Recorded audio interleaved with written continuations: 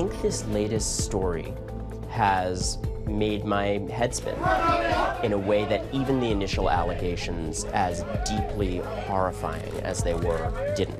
Today, yet another bombshell in the Harvey Weinstein saga. An explosive new story in The New Yorker, written by Ronan Farrow, reports on just how far Weinstein went in allegedly trying to silence and intimidate not only his accusers, but the journalists working to expose his alleged sexual misconduct. What this story pulls back the curtain on is a set of tools that I truly did not know were available to the most powerful men in this country when they are bent on stopping allegations against them. Farrow alleges Weinstein hired elite private security agencies, at least one of which deployed undercover agents to befriend a number of his accusers in order to obtain personal information and then use it to discredit them should they decide to come forward. I have been silenced for 20 years. I have been slut-shamed. I have been harassed.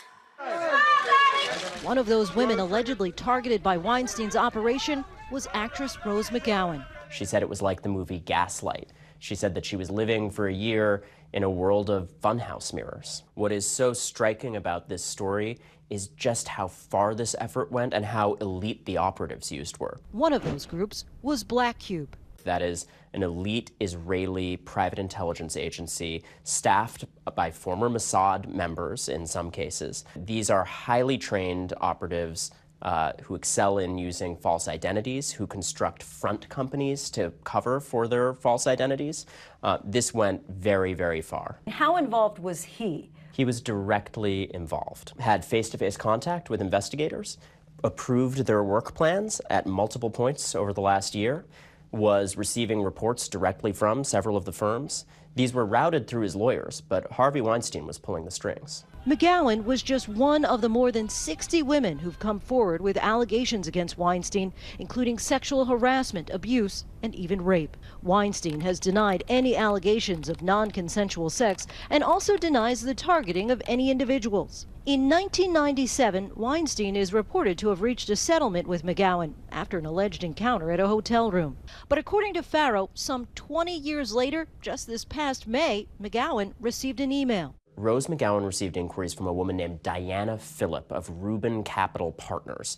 And Diana Phillip offered her a hefty sum to speak at a women's empowerment gala, and then over the course of many meetings offered to invest in Rose's production company. Farrow says the two eventually met in person at the famed Peninsula Hotel in Beverly Hills, the same site where Weinstein allegedly preyed on many women.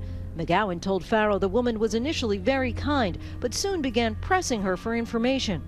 And unbeknownst to Rose, Diana Phillip was recording tens of hours of audio from those conversations and sending that information back to Harvey Weinstein, her alleged attacker. And in fact, Diana Phillip was not a real person. Diana Phillip was a false identity used by an operative for Black Cube. According to Farrow, the deception didn't end there. He says there were additional operatives. In a contract obtained by The New Yorker and signed by Weinstein's lawyer, David Boies, Black Cube agreed to hire an investigative journalist to conduct interviews with these women and promptly report to the client the results of such interviews by the journalist.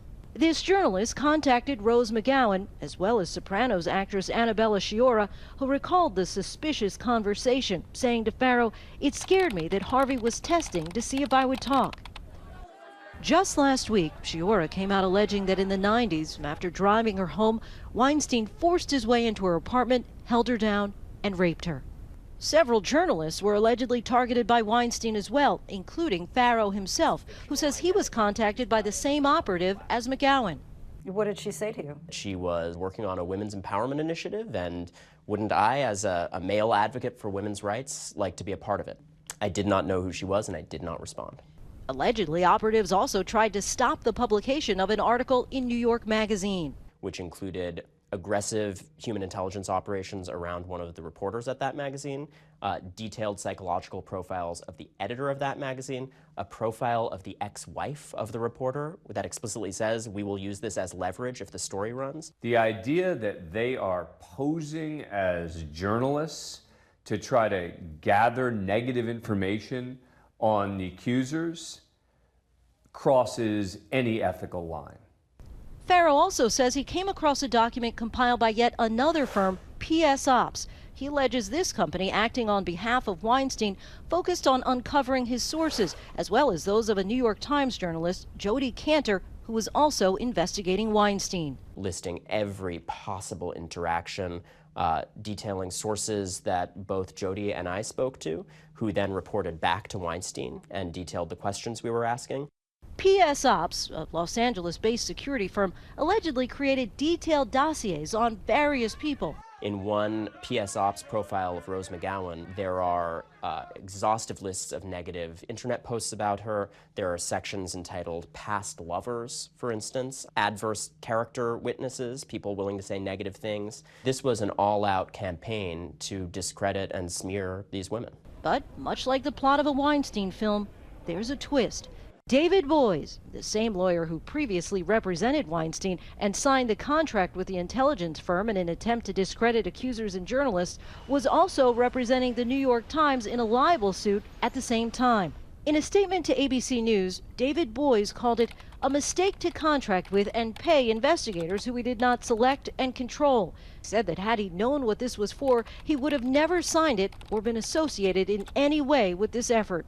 The Times called it a grave betrayal of trust and has terminated their relationship. Are you surprised by the reaction and how there's this tidal wave, really, if you will, of change? What I never could have fathomed was the outpouring in industry after industry of women and men with stories of sexual harassment and assault coming forward. And, you know, this was a deep-seated source of pain for a lot of people who were silent for too long. For Nightline, I'm Lindsay Davis in New York. Hi everyone, George Stephanopoulos here. Thanks for checking out the ABC News YouTube channel. If you'd like to get more videos, show highlights, and watch live event coverage, click on the right over here to subscribe to our channel, and don't forget to download the ABC News app for breaking news alerts. Thanks for watching.